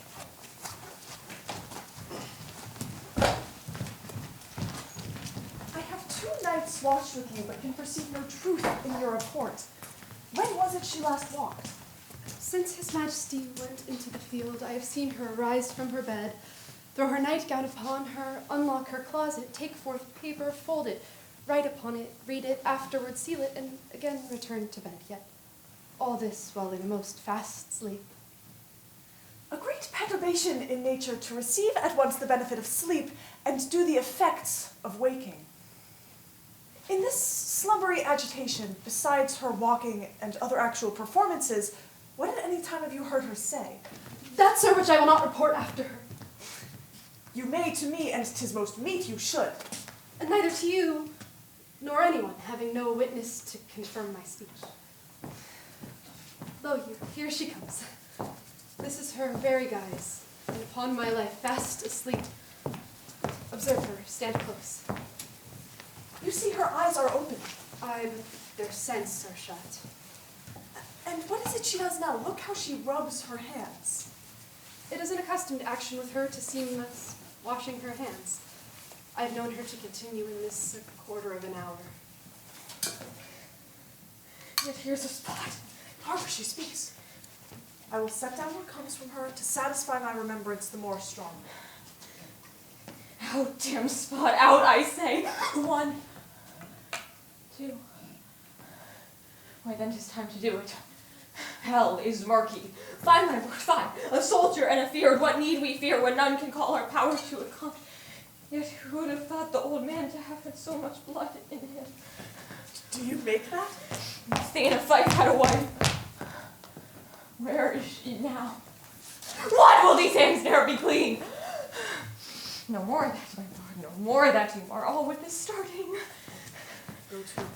Go to, you have known what you should not. She has spoke what she should not, I am sure of that. Heaven knows what she has known. Here's the smell of blood still! All the perfumes of Arabia will not sweeten this little hand! Besides, sir, the heart is sorely charged. I would not have such a heart in my bosom for the dignity of the whole. Well, well, well. May God be, sir.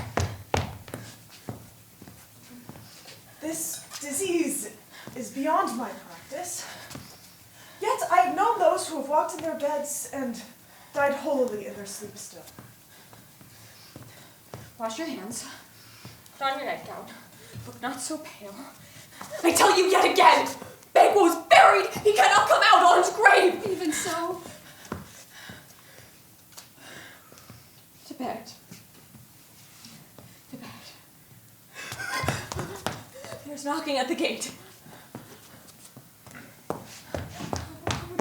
Give me your hand. What's done cannot be undone.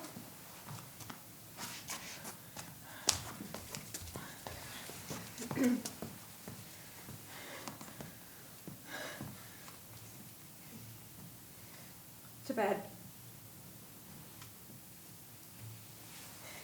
To bed.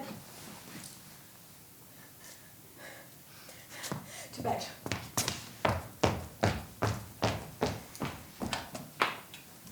Foul whisperings are abroad. Unnatural deeds do breed unnatural troubles. Infected minds to their deaf pillows will discharge their secrets. More need she the divine than the physician. God forgive us all. Look after her. Remove from her the means of all annoyance and still keep eyes upon her. So good night. My mind she has mated and amazed my sight. I think, but dare not speak. Good night.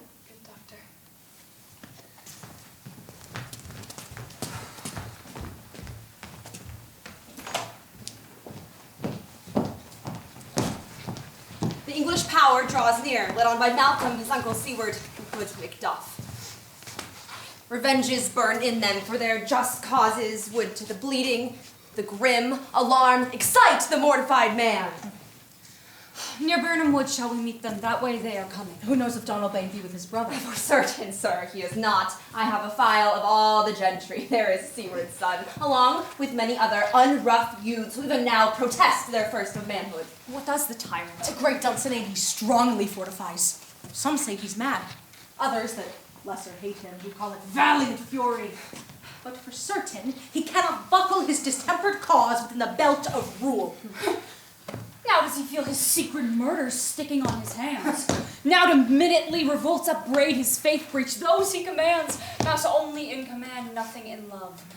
Now does he feel his title hang loose about him like a giant's robe upon a dwarfish thief. Who then shall blame his pestered senses to recoil and start, when all that lies within him doth condemn itself for being there? Well, march we on, to give obedience where 'tis truly owed.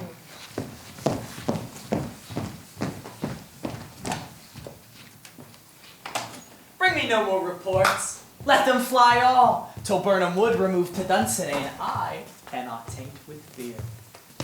What's the boy Malcolm? Was he not born of woman? The spirits that know all mortal consequence have pronounced me thus. Fear not, Macbeth, for no man born of woman shall e'er have power upon thee. The mind I sway by and the heart I bear shall never sag with doubt nor shake with fear. The devil damn thee black, thou cream-faced loon. Where gotst thou that goose look? There's 10,000. Geese, villain. Soldiers, sir. Go prick thy face and overread thy fear, thou lily-livered boy. What soldier's patch? The English force, so please you. Take thy face hence. Satan, I'm sick at heart. Satan! What's your gracious pleasure? What news more? All is confirmed, my lord, which was reported. I'll fight, till from my bones my flesh be hacked. Bring me mine armor. 'Tis not needed yet. I'll put it on. Bring more horses out, scour the country round. Hang those that talk of fear. Go get mine armor! How goes thy patient, doctor? Not so sick, my lord, as she is troubled with thick coming fancies that keep her from her rest. Cure of that. Canst thou not minister to a mind diseased? Pluck from the memory the rooted sorrow, raise out the ridden troubles of the brain that weighs upon the heart? Therein the patient must minister to himself. Throw physic to the dogs, I'll none of it. Give me mine armor. The thanes fly from me. Come, sir, dispatch.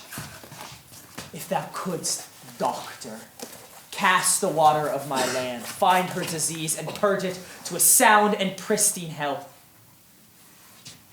If thou couldst, I would applaud thee to the very echo that should applaud again. Get this off me. Bring this after me. I will not fear death nor bane till Burnham Wood do come to Dunsinane. Were I from Dunsinane, away and clear, profit again should hardly draw me here.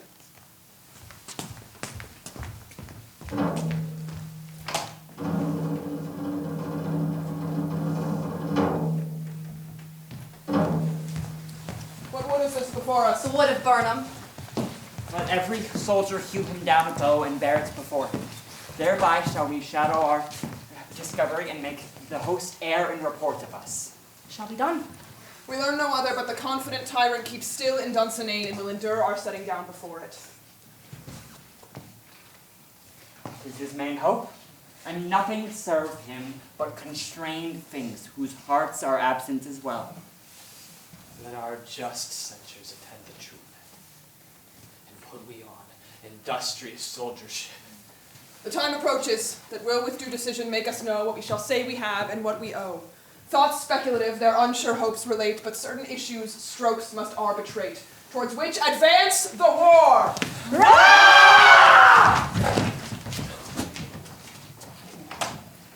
our banners on the outward walls. The cry is still, they come. Our castle's strength will laugh a siege to scorn. Here, let them lie till famine and age eat them up. What was that cry? I have almost forgotten the taste of fear. The time had been, my senses would have cooled for a night shriek, and my fill of hair would at a dismal treatise rouse and stir as life were on. I have supped full with horrors. Direness familiar to my slaughterous thoughts cannot starve me. Wherefore was that cry? The queen, my lord, is dead.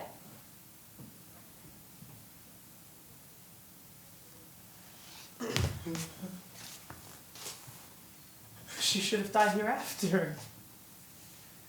There would have been a time for such a word. Tomorrow, and tomorrow, and tomorrow creeps in as many pace from day to day until the last syllable of recorded time. And all our yesterdays have lighted fools the way to dusty death. Out! Out, brief candle. Life is but a walking shadow, a poor player that struts and frets his hour upon the stage and is heard no more. It is a tale told by an idiot, full of sound and fury, signifying nothing! Oh, thou comest to use thy tongue, thy story quickly. Gracious my lord, I should report that which I say I saw, but know not how to do it. Well say, sir. As I did stand my watch upon the hill, I looked toward Burnham, and anon methought the wood began to move. Liar! And knave! Let me endure your wrath, if it be not so. Within this 3 mile may you see it coming, I say, a moving grove. If thou speaks false, upon the next tree shalt thou hang alive till famine cling thee. If thy speech be sooth, I care not if thou dost the same for me. I pull in resolution and begin to doubt the equivocation of the fiend that lies like truth.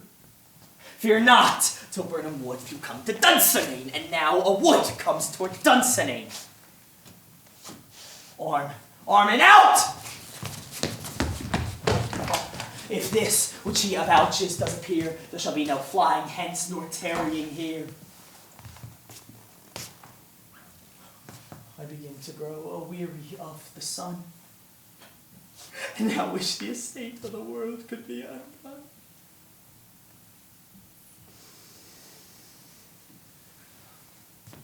Ring the alarm bells! Blow wind! Come rack, at least we will die with harness on our back!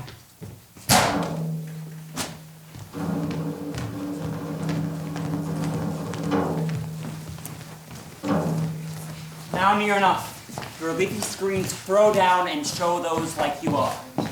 You, my uncle, shall with my cousin, your right noble son, lead our first battle. Were they Macduff, and we shall take on what else remains to do, as shall be our order. Fare you well. Do we but find the noble tyrant's power tonight, let us be beaten if we cannot fight. Make all our trumpets speak. Give them all breath, those clamorous harbingers of blood and death.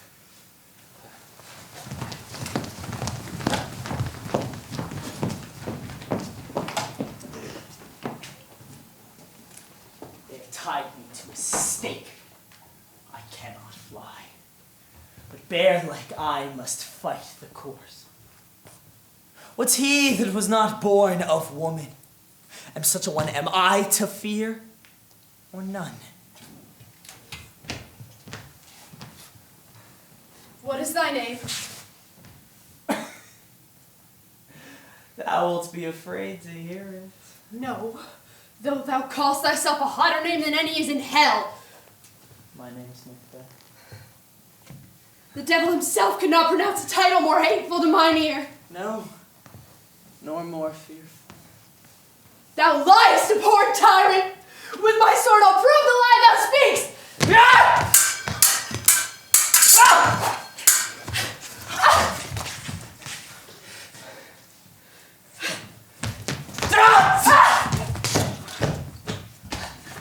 Thou was born of a woman! With swords I smile at, weapons laugh to scorn, brandished by a man of woman born.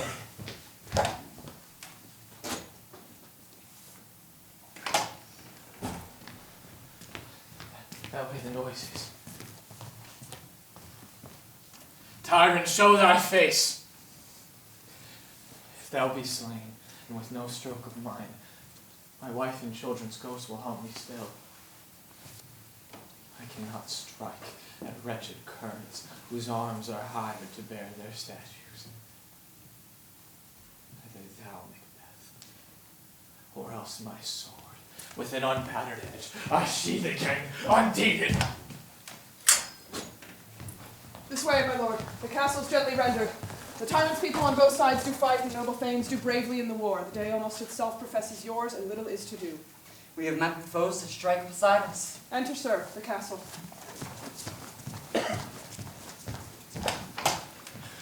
Why should I play the Roman fool and die on mine own sword while I see gashes? The lives do better upon them.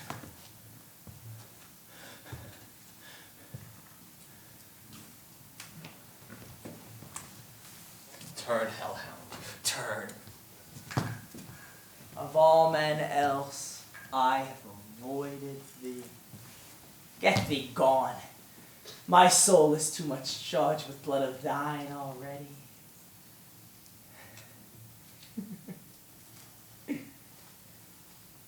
I have no words. My voice is in my sword.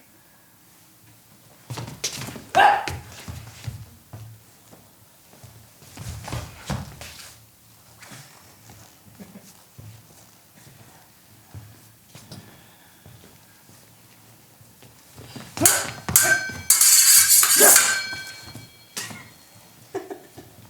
Thou loosest labor, as easy mayst thou the entrenchant air with thy keen sword impress as make me bleed.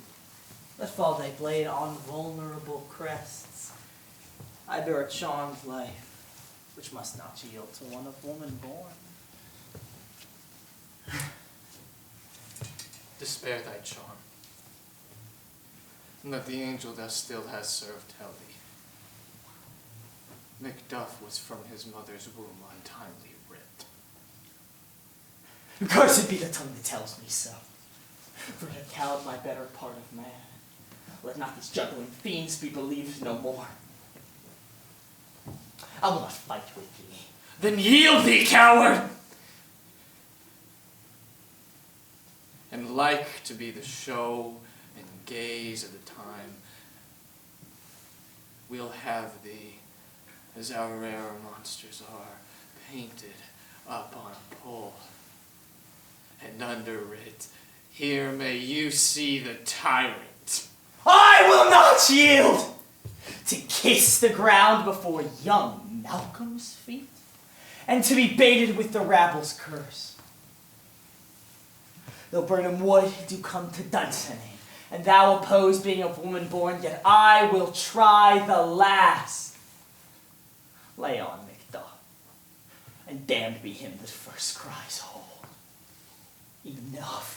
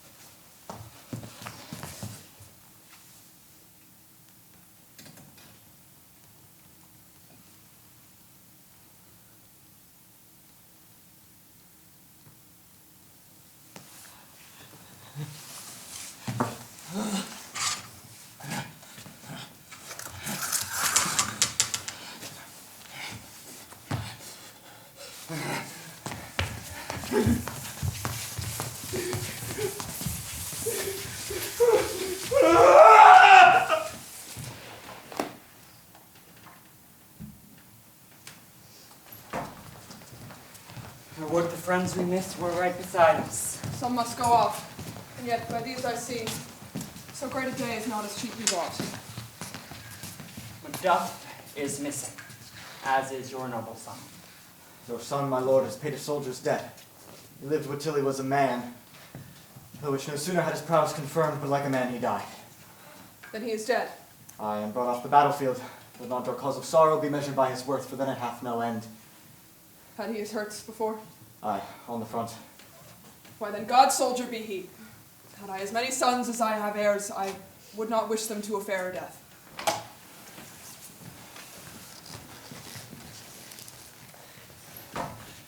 Hail, King. For so thou art.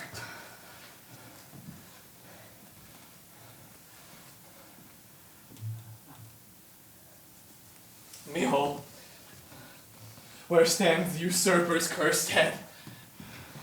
The time is free!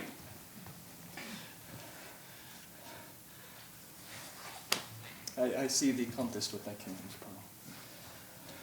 And speak my salutations in their mind, whose voices I desire aloud with mine. Hail, King of Scotland. Hail, King of Scotland. My thanes and kinsmen, henceforth be earls, the first that Scotland in such an honour named. What's more to do is to find our exiled friends abroad who fled the snares of watchful tyranny, and producing forth the cruel ministers of this dead butcher and his fiend-like queen, who, as 'tis thought, by self and bloody hands oft herself. This, and what needful else, by the grace of grace, we shall perform in measure, time, and place. So thanks to all, and to each one, whom we invite to see us crowned at Scotland.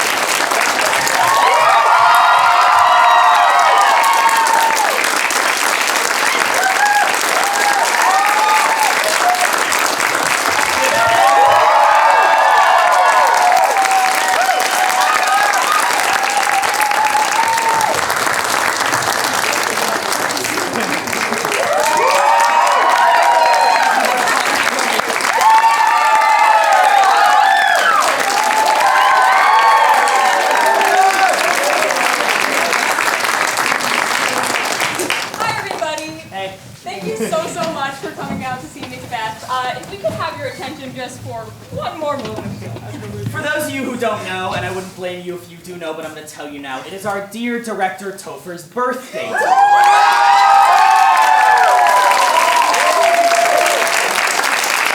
in the spirit of birthdays, we do have a gift from the company that we would like to present to Mr. Topher's name. It is signed by... And of course, without further ado, if you could join us in that honored birthday tradition, all as off-key as possible. Join us in singing happy birthday.